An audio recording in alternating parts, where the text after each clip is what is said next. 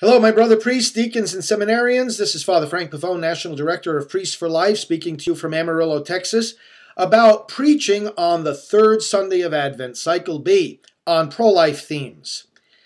The reading from Isaiah tells us, "I rejoice heartily in the Lord, for he has clothed me with a robe of salvation, wrapped me in a mantle of justice." And of course, it is the Christ who comes, who is our justice. And he clothes us with that salvation through his paschal mystery, which conquers definitively the power of death, and therefore the power of the culture of death and evils like abortion.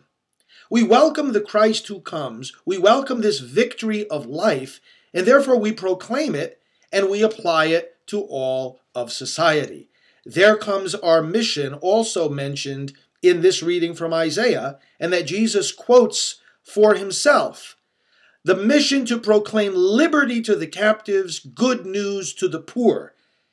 And we need to point out to our people that the poorest of the poor, the most captive of the captives, are the unborn children.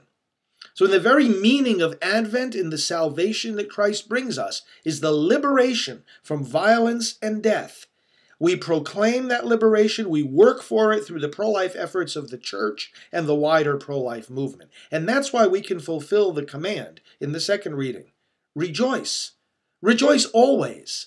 Because rejoicing always doesn't mean that things are necessarily going your way.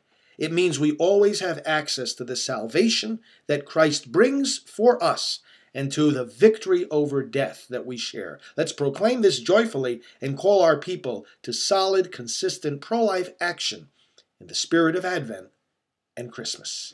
God bless you.